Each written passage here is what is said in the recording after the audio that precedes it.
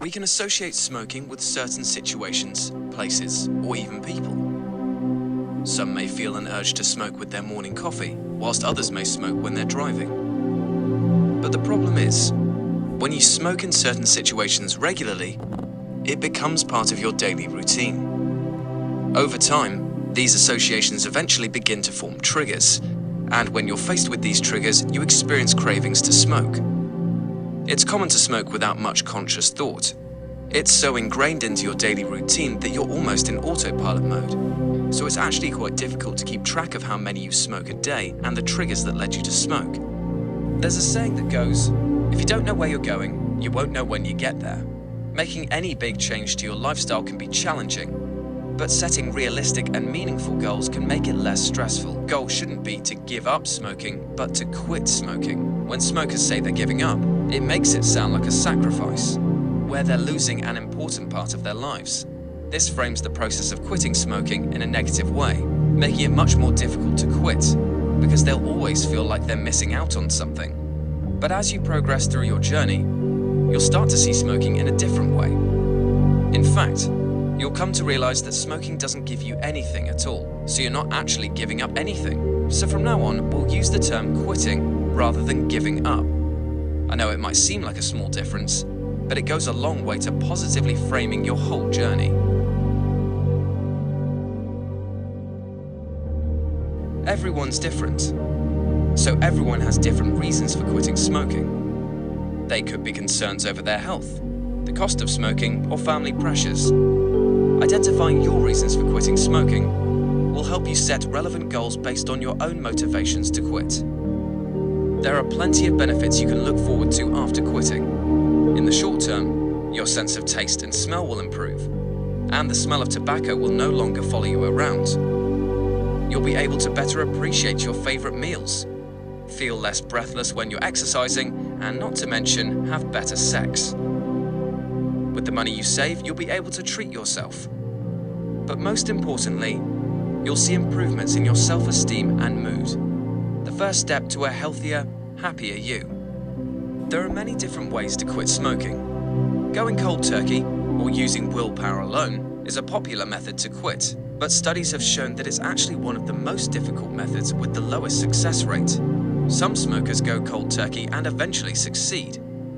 Other smokers turn to nicotine replacement therapy, or NRT, to help them quit. NRT is a way of delivering nicotine to the body without smoking through patches or gum. However, it's important to understand that using NRT alone isn't the most effective way to quit. This is because NRT just replaces one form of nicotine for another, so it only helps with the physical side of addiction, but you also need to address the psychological part of addiction. CBT is one of the most effective ways to help you quit smoking. It helps you identify and challenge your negative thoughts, and then replace them with healthier, more positive thoughts. So throughout your journey, you'll be exploring your reasons and motivations for quitting. We'll also help you identify your smoking triggers, and learn techniques that help you deal with these triggers. So what do I need from you? First off, as I said before, I'm not going to ask you to quit straight away. The idea of immediately going cold turkey can feel quite daunting, so you can continue smoking if you feel the need to. But by the end of your journey, you'll have all the tools you need to quit, so you'll feel ready to set a quit date. So now that we've spent some time figuring out the basics, let's move on to talk about your smoking story. As with any story, it's important that we start right from the beginning and understand why you started smoking. Because the reason you started can sometimes be a major obstacle to quitting. Ask yourself, what made you want to smoke your first cigarette? How did you feel at the time? Asking yourself these questions will help you establish your expectations of smoking and the associations you have as a result. But the purpose of this isn't for you to write a dramatic novel entitled My First Cigarette. Instead, this will help you learn about the reasoning behind your actions by being honest to yourself. We call this process self-reflection. Let's take a look at Joe's smoking story. So Joe started smoking in his mid-teens, almost 20 years ago now. He remembers at the time both his older brother and father used to smoke. Naturally, Joe became a bit curious about why everyone around him was smoking. What was in this mysterious cigarette that people enjoyed so much? And why did they smoke so often? This curiosity got the better of him and he ended up giving it a go. Joe still remembers how he felt when he had his first cigarette. He choked on his first drag and hated the taste. The whole experience was a bit of an anticlimax. But aside from the coughing and the taste it left in his mouth, there was something about smoking that made Joe feel good. He felt more confident with a cigarette in his hand. He thought he looked cool and liked how it gave him the opportunity to hang around with his brother's friends. Besides, what could go wrong? Successful businessmen, famous actors, and his friends and family all did it at the time.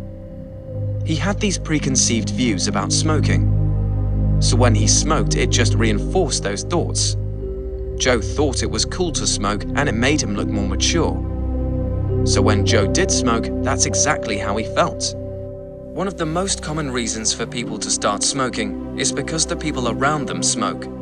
Their friends, their family, or even their colleagues. When others around you smoke, it creates a social pressure to smoke because you feel left out if you're not smoking.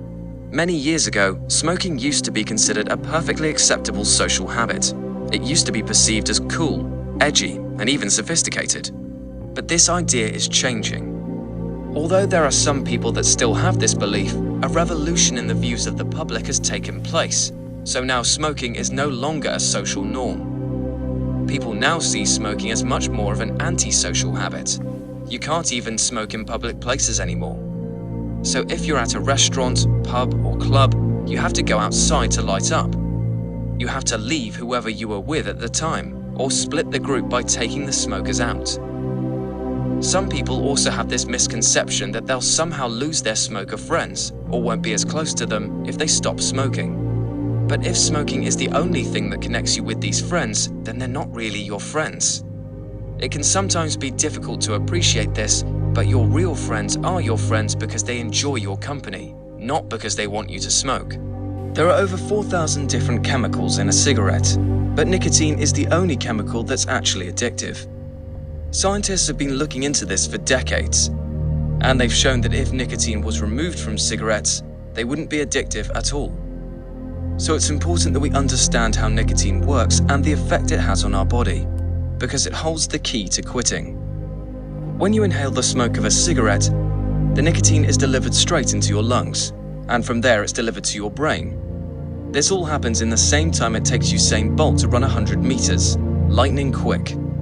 Smoking is the quickest way of delivering nicotine to your brain, so you get an immediate relief from your craving when you have your first puff. This is why it can be so addictive. When nicotine is delivered to your brain, it fits into these special receptors. This causes your heart rate to increase, your muscles to relax, and release a hormone called dopamine in your brain. The release of dopamine gives you a little high. It's what's released when we eat a delicious meal or when we have sex. But unless you're a millionaire or really ridiculously good looking, dopamine won't be released more than a few times a day. However, with cigarettes, dopamine is released after every puff of a cigarette. Joe smokes 20 a day, so he has around 200 puffs a day. That's 200 dopamine hits. There's no other drug in the world that is used as often as nicotine. Your brain then needs to adapt to be able to deal with such frequent nicotine hits. It does this by making millions of extra nicotine receptors. But the big problem with making more of these receptors is that they all expect to be fed with nicotine. This is the reason you get those cravings, and why it can be so hard when you first quit smoking. If you had a normal level of nicotine receptors, it would actually be quite simple to deal with those cravings. Think of these nicotine receptors in your brain as little monsters that love to eat nicotine. They're going to keep nagging you until you give them the nicotine that they want. And the more monsters there are, the harder it gets to ignore them. But when you smoke, you feed these monsters, and they get bigger, stronger, and even harder to ignore. All of this might sound like a scary thought, but here's the good part. As soon as you quit smoking, you'll stop feeding these monsters, so they die of starvation. In other words, your brain adapts again, causing the receptors to disappear. And when the receptors go, the cravings go too. So you're probably thinking to yourself, how long does it take for these receptors to go? Months? Years? Well, actually, the good news is that the evidence shows it takes just a week. But they don't go down without a fight. The fight is what we call withdrawal. Withdrawal is your body getting used to not having nicotine. When you compare nicotine withdrawal to other drugs, you realize just how tolerable it is. Alcoholics get some pretty horrific withdrawal symptoms. They can start vomiting and experience hallucinations, and even sometimes get seizures. Nicotine withdrawal can feel slightly uncomfortable, but it's temporary and it gets easier to deal with as every day passes. So you just need 7 days of not smoking for these receptors to start disappearing and for you to feel much better. But you may be wondering why people still feel cravings for months or even years after they quit. The answer to this is simple. There are two sides to nicotine addiction: the physical side, which is what's happening inside your brain, and the psychological side, which is what's going on in your mind and the way you think about smoking. We know by now that our thoughts and feelings interact with each other. So, if we're not feeling great, our minds try to fix this by adapting and changing our thoughts. But sometimes, we develop inaccurate thoughts to keep us from feeling bad about ourselves. These unhelpful thoughts are called thinking errors. Thinking errors are just our minds slipping up, and we all make them now and again. We keep telling ourselves that they sound rational, so we end up convincing ourselves that they're true, when really they're just misconceptions. We're going to go through the 5 most common types of thinking errors, because understanding them will help you identify them. You can then start the process of addressing any unhelpful thoughts you may have. The first type of thinking error is black or white thinking. This is where you have extreme thoughts about a situation. Let's say a few weeks after your quit date, you accidentally slip up and have a cigarette. An example of black or white thinking is thinking you've undone all your hard work just because you've had this one cigarette. This is of course unjustified, as one small slip-up doesn't mean that you've reverted back to your old ways. The second type is making a mountain out of a molehill. This is when you think that something is far worse than it actually is. An example of this would be saying, you've tried to quit before and you've failed, so if you try again, you'll fail again. This will damage your confidence, so there's no point trying. Thirdly, overgeneralization. This is where you take one negative event and use it to reinforce your negative thoughts. For example, when someone says, I didn't smoke today and I didn't manage to complete all my work, so if I don't smoke tomorrow, I'll end up with even more work to catch up on. Number 4, jumping to conclusions. This is when you make a conclusion without all the necessary evidence. It's like saying, smoking is social. If I quit smoking, I'll lose loads of my friends. Finally, negative filter. This is when you focus on your negative beliefs and ignore the positive ones. Learning to identify your own thinking errors is the first step to changing them. The next step is you need to replace your old, unhelpful thoughts with these new beliefs. This is an important part of your quitting smoking journey, as you want to reinforce these new thoughts and make them a routine. For some of these thinking errors, this can happen right away. But sometimes, even though you know that your new beliefs make perfect sense, you don't yet feel as if it's true. You now know that nicotine is a stimulant and won't help you relax, but it's difficult to change, as you've thought that smoking has helped you relax for so long. This is what we call cognitive dissonance. It's the feeling of discomfort you get when you have two conflicting thoughts. An old thought that you thought was true for so many years but no longer makes sense, and a new thought that makes rational sense but hasn't completely convinced you yet. This feeling is normal and is a positive sign, as is the first step to making a change. So when you experience cognitive dissonance, it's important that you don't revert back to your old ways of thinking. Instead, you should try and reinforce your new belief. The best way to do this is to behave as if your new belief was true. You don't have to be completely convinced just yet before you can start changing your behavior. Instead, imagine your new belief was true and think how you would act if it was true. When you do this, you start to realize the benefits of your new beliefs in action, and it will help you ingrain them into your mind. As you continue to practice acting on your new beliefs, after a while you'll realize that you no longer have two conflicting thoughts. If you've tried to quit in the past and not been successful, it can be disheartening. It can affect your morale, and you start thinking that quitting smoking is too hard, so if you try again, you'll fail again. But this is far from the truth. Previous unsuccessful attempts to quit smoking actually increase your chances of quitting, because with every attempt, you learn more about yourself. So you can reflect on what went wrong last time, and you can use this for your future attempts. You don't want to be slipping into thinking errors and start blaming yourself for what went wrong. You're not to blame at all. It's completely normal for this to happen. You're attempting something pretty amazing. Changing how your own mind works is no mean feat, so you're bound to have some bumps in the road along the way. The key is to look at your setbacks in a positive light.